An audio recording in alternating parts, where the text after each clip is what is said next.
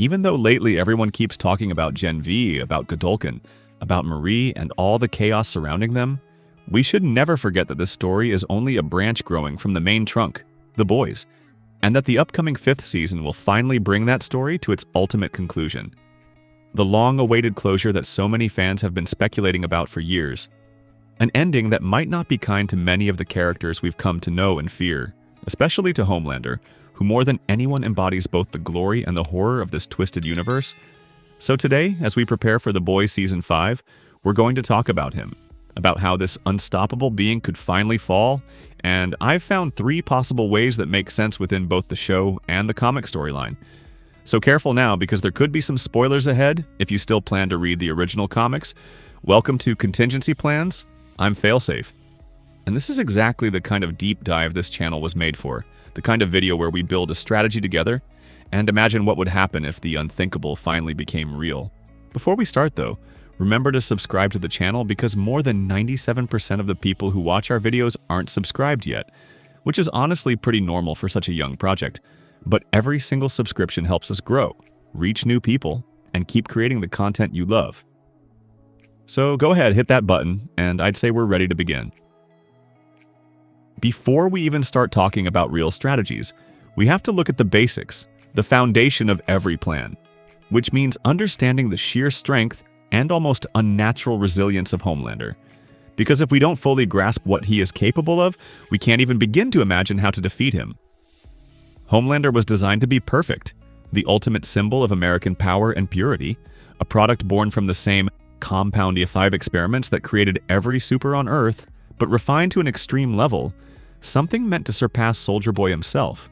And that's exactly what makes his existence so terrifying, because while Soldier Boy was the first, Homelander was the perfected version, the one who survived when all the others failed. In Gen V, we even discover how deep his origins run, tied to that same Project Vought that produced only 2 survivors, Marie and Homelander, both unique, both touched by the same unstable godlike DNA, and it's in these moments that we understand the magnitude of what we're dealing with. We've seen him take explosions to the face without even blinking, stand unharmed in the middle of gunfire, laser entire rooms of enemies without a scratch, shrug off missiles, and even when covered in blood, still walk forward as if pain itself doesn't apply to him. His strength isn't only physical, it's psychological too, because Homelander believes he's invincible. He feeds on the worship of people, their screams, their applause, their fear. Every ounce of human attention makes him stronger. Every moment he feels superior to the world adds another invisible layer of armor to his skin.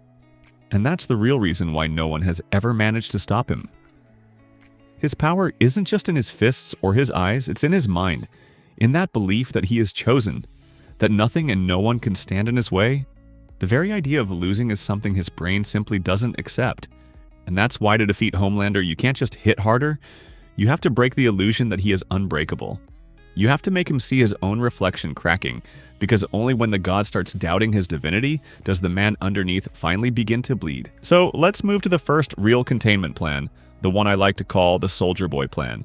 Because if you remember the end of Season 4, it was revealed that the CIA somehow managed to retrieve Soldier Boy's body after the chaos of Season 3, which means he was never truly dead, only trapped in a kind of suspended sleep, waiting for someone to decide what to do with him. And that simple piece of information changes everything. Because Soldier Boy is not just another relic of the past, he is a walking nuclear core, a living weapon whose potential goes far beyond brute force.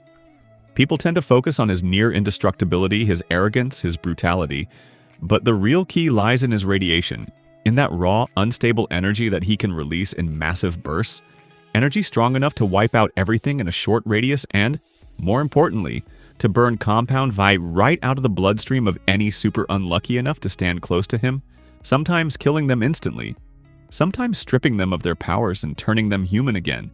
And that's the kind of power that could actually change the game. Because if you manage to bring Soldier Boy to your side, or even just manipulate him into targeting Homelander, then you suddenly have the only weapon in the world that could neutralize the unbreakable god. Imagine Homelander feeling his powers drain away, the panic creeping into his mind as the heat burns through his veins, the world suddenly becoming heavy, real, fragile, and for a man like him, that would be a fate worse than death, because Homelander lives only to be above everyone else, to be the one that others fear and worship, Take that away from him, and what's left is a hollow man. Angry, scared, desperate, human. And that is exactly what would make the final confrontation so poetic. Many fans have even suggested a brutal scenario where both Butcher and Homelander, stripped of their powers by Soldier Boy's blast, face each other in a raw, one-on-one fight to the death.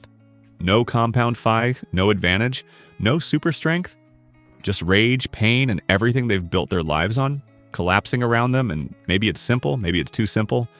But sometimes simplicity is what makes an ending hit harder, and in this case, it might be the most satisfying way to end their story. Another option we need to take into consideration is the supervirus, also called the subvirus or simply the virus, a biochemical weapon created by Dr. Edison Cardosa under the supervision of Shetty. It's an element introduced during the first season of Gen V, and what it does is terrifying in its simplicity. The virus attaches itself directly to Compound V in the victim's bloodstream, which means it doesn't even affect normal humans. But once it reaches a super, the effects are immediate. At first, it causes mild symptoms similar to a common cold, weakness, coughing, fatigue, but very soon it becomes much worse, removing their powers entirely, then leading to vomiting, internal bleeding, and finally an extremely rapid death. Now the key point is that from what we currently know, some strains of this virus seem to be strong enough to kill even Homelander himself, which suggests that there are supers powerful enough to resist its full effect, most likely Homelander and Marie, since both of them are the only known survivors of the same DESA project, meaning that their bodies might have developed a rare form of immunity. However, the virus has already passed through the hands of several scientists and organizations, each time being modified, refined, and weaponized to be even more lethal. And now that it's in Billy Butcher's possession, it could become his ultimate ally. His secret card to finally put an end to Homelander once and for all, maybe through a stronger version of the virus or by injecting it directly into an open wound during a fight. It's also important to remember that the whole idea of using a virus to exterminate supers is something that exists in the original comics, but it happens only after Homelander's death. Although in the series, to be honest, Homelander is so much more iconic than in the comics that it's hard to imagine the story continuing without him, so it feels far more likely that his death will mark the true ending, the grand finale, because the entire narrative has been built around his presence, his shadow, and his downfall. And since we're talking about the comics, it's only fair to explain how exactly Homelander meets his end in that version of the story. So how does Homelander actually die? In the comics, in the final part of the story, he manages to seize control of the White House, convincing almost every other super to join him, creating a real army and even killing the president. Everything seems to be leading to one final confrontation, Homelander versus Billy Butcher. And Butcher arrives alone, ready to end it all, but this is where the big revelation happens. Everything that Butcher thought he knew about Homelander, all the evidence he had gathered to blackmail him, every single horrific act that had haunted him for years, including what happened to his wife, turns out to be false, because it wasn't Homelander who committed those atrocities. It was Black Noir, who is revealed to be a clone of Homelander himself, created by Vought as a secret backup plan to keep him under control. But what Vought didn't calculate was that by cloning the most unstable and dangerous super on Earth, they had created an even worse monster, completely out of control, sadistic and insane.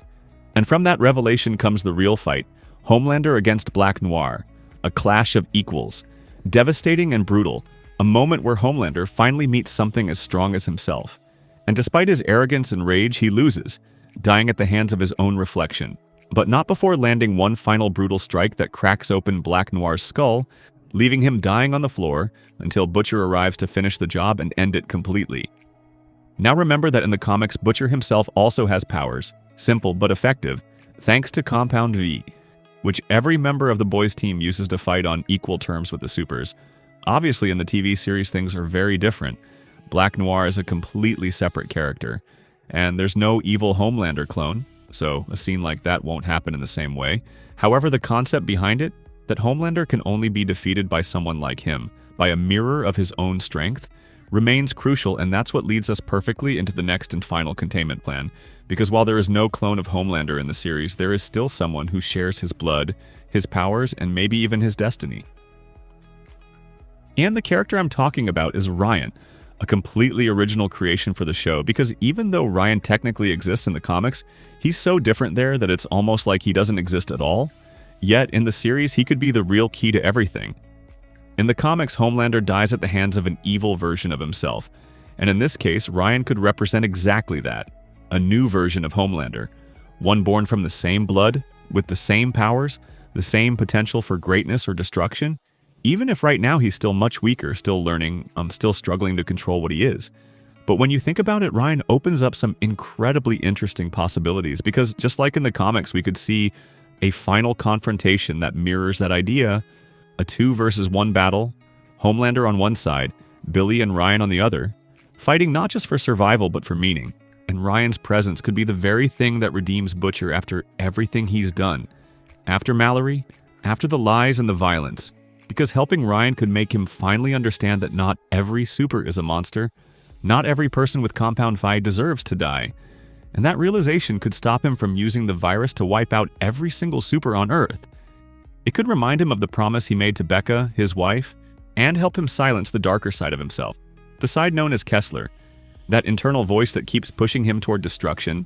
So if we imagine that final showdown, Ryan and Billy standing together against Homelander, it wouldn't just make sense in terms of the comics, it would make perfect sense in terms of how both characters have been built throughout the show, Ryan representing the chance for redemption, and Billy representing the will to end the cycle.